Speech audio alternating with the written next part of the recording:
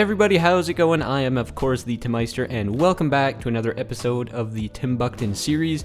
In today's episode, guys, we're going to move across the pond once again into the city of Burton, where we will be continuing on some residential districts for this episode and probably the next one as well. So we're going to get started right here, smack dab in the middle of the sort of Burton Peninsula that we're working on here, and we're going to start by building a large high school. So it's going to be sort of the main high school that services the entire city, and it's a vital building for the city.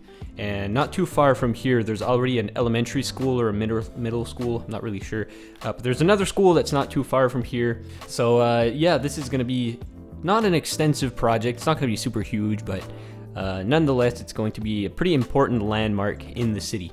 A little bit later on, we're going to get into a large cemetery in the middle of town, right across the street from the school. This is something that a lot of people sort of forget. I mean, like, if you're playing the game as it's meant to be played, you sort of have no choice but to plop a couple of cemeteries here and there. But I know a lot of players who play the game aesthetically, and I feel like cemeteries are sort of something that gets neglected a little bit. So I'm going to build a semi-functional cemetery here in a little bit. So of course, with the high school, we always have our track in the back, and our football field, as well as a couple of bleachers. And what I tried to base this school off of, I wasn't really basing it off of anything in particular, but in my case, my high school was sort of like right in the middle of a residential area, so there was like housing and stuff all around the school, and I'm just trying to sort of do that same sort of thing here. So once again, we're going to start off with the high school. In a little bit, we're going to get into the cemetery, which is right across the road from here. And we're going to end the episode with some low-density residential and commercial. So little shops and strip malls, gas stations, those sort of things. And that's pretty much going to be it for this episode. Next episode, I'll get into a little bit of details in regards to that. So the next episode is going to be quite mixed in terms of wealth. So we're going to get into some very poor citizens all the way up to the richest citizens of the Timbukton region. And they're all going to live on this sort of Burton Peninsula here. So it's a pretty mixed area. So there's not going to be any like high-rise buildings or any high-density development whatsoever. It's going to remain pretty low density. So yeah, that's just a little heads up for you. So continuing on, once again, guys, I apologize for the lack of videos in the past couple of weeks. But there is a reason for that, and that brings me to my next topic, which is my announcement that I was going to make in this episode. So if you've seen my community post last week, by the way, if you're on PC, you may have not noticed that announcement because the community feature is not as visible on PC than it is on mobile. On mobile, like as soon as you open up your YouTube app, like if somebody makes a post or something, it pops up like right in your face. But on PC, you have to go like through 4 or 5 different pages before you're able to see it. So no big deal if you didn't see my announcement, or my announcement that I was going to make an announcement in this episode. So anyways, the only thing that I wanted to announce is that after this episode here, there's going to be one last episode next week. And after that, there's going to be a little bit of a break in the series. So I'm leaving on a pretty big trip to Southeast Asia, and I'm going to be gone for about a month. Well, I'm there for 3 weeks, but I have like some stuff to prepare and stuff. So I'm going to be pausing the YouTube series for about a month, maybe a month and a half, depending on like how much preparation and stuff I have to do when I get back to get back into the YouTube series. So just a heads up, it's nothing major or anything like that, but I just wanted to keep you guys posted, just so you're not wondering where are the episodes. And what I actually plan on doing too, I plan on documenting my trip as I'm there. So I'm gonna be making some sort of vlog kind of thing. I'd like to document everything as much as I can without like ruining my vacation. I don't want to live my whole thing my whole vacation through a camera lens, but I plan on filming quite a bit there, so I'll be posting a little bit of footage and stuff in this series. So with that being said, I'm just plopping down some residential and stuff around the high school. So with this high school looking like it came out of the 70s or even maybe the 60s, I decided to make it look a little bit more worn down. So that was inspired by my high school, which was built in 1968, I think. So, you know, it's due for some upgrades, really, even today. So, you know, I decided to sort of create the same kind of thing here. So all the roads and stuff around the school are all old and cracked, and the parking lot's in ruins. So anyways, that is it for the high school. We're going to move across the street now into the cemetery. And this is probably going to be one of the biggest cemeteries in the entire region. And it's going to encompass this entire block here. So I just plopped down this main building, and I'm going to place down some roads and stuff, and finally finish it off with a bunch of tombstones and stuff. So I'll let you guys enjoy a little bit of music while I struggle to plop down these fences here and get the cemetery ready, and I'll check back with you in a couple of minutes.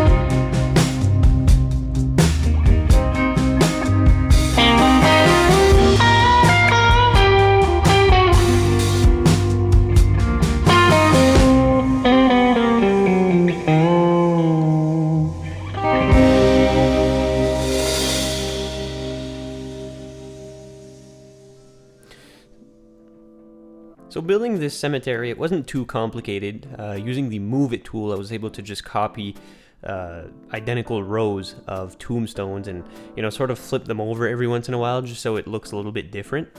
But on that topic, apparently the last episode was a little bit painful to watch for some of you because of my lack of knowledge on the Move It tool. So I've had the tool for a couple of years now, and I've never really explored all of its more advanced features, and I haven't really kept myself updated on any new features that were added, so I wasn't aware that you could move things around and keep them at the same level and features like that. So I apologize for that, guys, and I have since done a little bit of research on how to use the mod properly next time. So sorry about that. But yeah, the cemetery was a not too complicated project. I'm not going to detail it any more than it is, but yeah.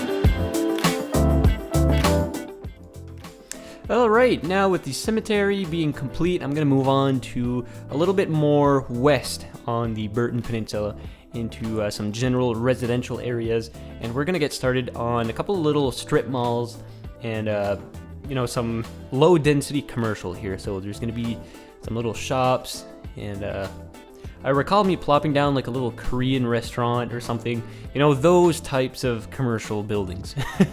If you live in a city, you're probably familiar with like those low density, sort of not really ghetto-y stores, but not really wealthy either. So this is the sort of vibe this entire area has, because it's an old part of town, right? It's close to downtown Burton, and it's one of the first developed residential areas in town, and so it's a pretty historic place. Got our little Dunkin' Donuts here. If only there was some like better Tim Hortons assets on the workshop, that'd be cool. I'm sure there's a couple, I've never really seen any. Along this avenue here is going to be quite developed with a bunch of commercial buildings.